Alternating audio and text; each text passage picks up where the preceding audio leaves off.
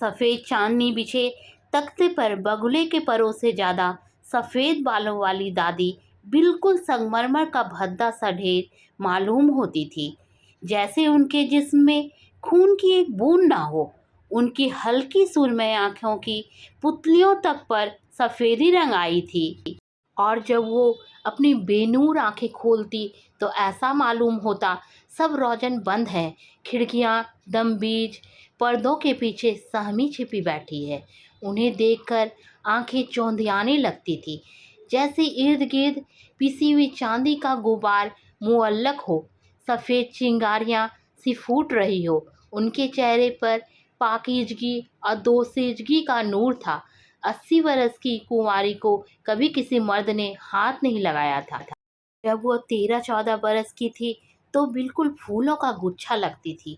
कमर के नीचे झूलते हुए सुनहरे बाल और मैदा साहब रंगत सब बाप जमाने की गर्दिश ने चूस लिया, सिर्फ मैदा रह गया है।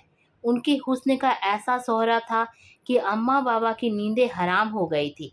डरते थे कहीं उन्हें जिन्नात न उड़ा के ले जाए, क्योंकि वह इस धरती की मखलूक नहीं लगती थी। फिर उनकी मंगनी हमारी अम्मा के मामू से हो गई। जितनी दुल्हन गोरी थी उतने ही दूल्हा मियाँ सियाही भट्ट थे। रंगत को छोड़कर हुस्न ओह मर्दांगनी का नमूना थे। क्या डसी हुई फटारा आंखें, तलवार की धार जैसी खड़ी नाक और मोतियों को मात देने वाली दांत। मगर अपनी रंगत की सिहाई से वे तरह चिढ़ते थे। जब मंगनी हुई तो सबने खूब छिड़ा, हाय दूल्हा हाथ लगाएगा तो दुल्हन मैली हो जाएगी, चांद को जानो ग्रहण लग जाएगा। काले मियाँ उस वक्त 17 बरस के, खुद सिर बिगड़े दिल बिछड़े थे। उन पर दुल्हन के हुस्न की कुछ ऐसी हैवत तारी हुई कि रात ही रात जोधपुर अपने नाना के यहाँ भाग गए। दबी जवान से अपने हम उम्रों से कहा, मैं शादी नहीं करूँगा। ये वो जमाना था जब चू चरा करने वालों को जूते से दुरुस्त कर लिया जाता था।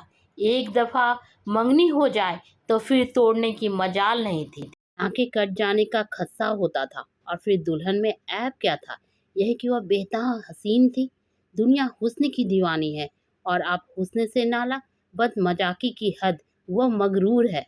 दबी जवान से कहा, कैसे मालूम हुआ? जबकि कोई सबूत नहीं, मगर हुस्न जाहिर है मगरूर होता है। और काले मियाँ किसी का गुरूर झेल जाए नामुमकिन। नाक पर मक्खी बिठाने के रवादार ना थे।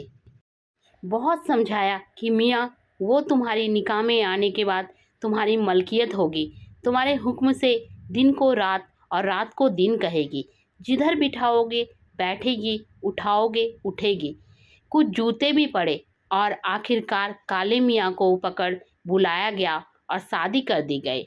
डोमनियों ने कोई गीत गा दिया, कुछ गोरी दुल्हन और काले दूल्हे का। इस पर काले मियाँ फनफना उठे। ऊपर से किसी ने चुभता हुआ एक सहरा पढ़ दिया, फिर तो बिल्कुल ही अलीफ हो गए। मगर किसी ने उनके तंतना को संजीदगी से ना लिया, मजाक ही समझ रहे और छेड़ते रहे। दूल्हा मियाँ शमशीरे बरहना बने। जब दुल्हन के कमरे में पहुंचे तो लाल लाल चमकता फूलों में उलझी सुलझी दुल्हन देखकर पसीने छूट गए। उसके सफ़ेद रेशमी हाथ देखकर खून सवार हो गया। जी चाहा अपनी सिहाई इस सफ़ेदी में ऐसे घोट डालें कि इम्तियाज ही खत्म हो जाए। कांपते हाथों से घूंघट उठाने लगे तो वह दुल्हन बिल्कुल औंधी हो गई। अच्छा तुम खुद ही घूंघट उठा दो। दुल्हन और नीचे झुक गई। हम कहते हैं घूंघट उठाओ, डपट कर बोले। दुल्हन बिल्कुल गेंद बन गई। अच्छा जी, इतना गुरूर। दूल्हे ने जूते उतार कर बगल में दबाए और पायवाग वाली खिड़की से कूदकर सीधे स्टेशन, फिर जोधपुर। इस जमाने में तलाक वलाक का फैशन नहीं चल रहा था। शादी हो जाती थी तो बस हो जाती थी। काले मियाँ 7 बरस घर से गायब रहे। दुल्हन ससुराल और मायके के दरमियान मुअल्लक रही। माँ को रुपया पैसा भेजते रहे। घर की औरतों को पता था कि दुल्हन अनछुई रह गई। होते होते मर्दों तक बात पहुंची। काले मियाँ से पूछ-गछ की गई, वह मगरूर है, कैसे मालूम? हमने कहा घूंघट उठाओ, नहीं सुना। अजब गाउदी हो अम्मा, कहीं दुल्हन खुद घूंघट उठाती है? तुमने उठाया होगा। हरगिज नहीं। मैंने कसम खाई है वह खुद घूंघट नहीं उठाएगी तो चूल्हे में जाए। अम्मा अजब नामर्द हो, दुल्हन से घूंघट उठाने को कहते हो, फिर कहोगे वह आगे भी पेशकदमी करे। अजीब हाल बिलाकुब्बत। गौरीवी के माँ बाप इकलौती बेटी के गम में घुटने लगे। बच्ची में क्या ऐब था, दूल्हे ने हाथ न लगाया। ऐसा अंधेर तो ना देखा ना सुना। काले मियाँ ने अपनी मर्दांगनी के सबूत में लौंडेबाजी, मुर्गबाजी, कबूतरबाजी, गरज कोई बाजी ना छोड़ी और गौरी भी घूंघट में सुलगती रही। नानी अम्मा की हालत खराब हुई तो 7 बरस बाद काले मियाँ घर लौटे। इस मौके को गनीमत समझकर फिर बीबी से उनका मिलाप कराने की कोशिश की गई। फिर से गौरी भी दुल्हन बन गई, मगर काले मियाँ ने कह दिया, अपनी माँ की कसम खा चुका हूँ, घूंघट मैं नहीं उठाऊंगा। सबने गौरीवी को समझाया, देखो बन्नो, सारी उम्र का भुगतान है, शर्मो हया को रखो ताक में और जी कड़ा करके तुम ही आप ही घूंघट उठा देना। इसमें कुछ भी बेशर्मी नहीं, वो तुम्हारा शौहर है, खुदाए मजाजी है, उसकी फरमाबरदारी तुम्हारा फर्ज है, तुम्हारी निजात उसका हुक्म मानने में ही है। फिर से दुल्हन सजी, सेज सजाए गए, पुलाव जर्दा पका और दूल्हा मियाँ दुल्हन के कमरे में धकेले गए। गौरी भी अब 21 बरस की नखेज हसीना थी। अंग अंग से जवानी फूट रही थी, आंखें बोझल थी, सांसें भरी थी। 7 बरस उन्होंने इसी घड़ी के ख्वाब देखकर गुजारे थे। कमसीन लड़कियों ने बेसियों राज बताकर दिल की धड़कनें सिखा दिया था।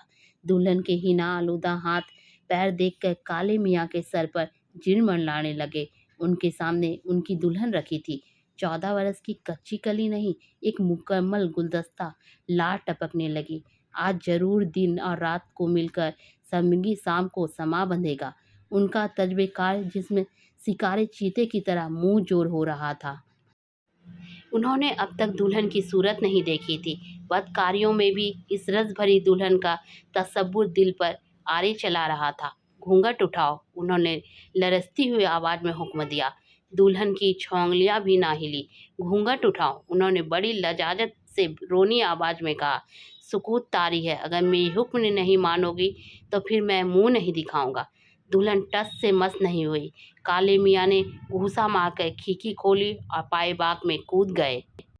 इस रात के गए वह फिर वापस न लौटे। अनछुई गौरी 20-30 साल तक उनका इंतजार करती रहे। सब मर खर गए।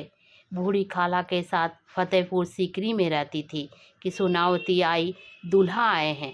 दूल्हा मियाँ मोरियों में लोट पीट कर अमराज का पुतला बने आखिरी दम वतन लौटे। दम तोड़ने से पहले उन्होंने इंतजा की कि गौरी बी से कहो आ जाओ कि दम निकल जाए। गौरी भी खंबे से माथा टिकाए खड़ी रही। फिर उन्होंने संदूक खोलकर अपना तार तार सहाना जोड़ा निकाला।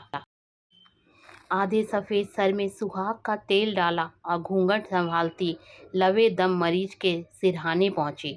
घूंघट उठाओ, काले मियाँ ने नजब के आलम में सिसकती भरी गौरीवी के लजते हुए हाथ घूंघट तक उठे और नीचे गिर गए।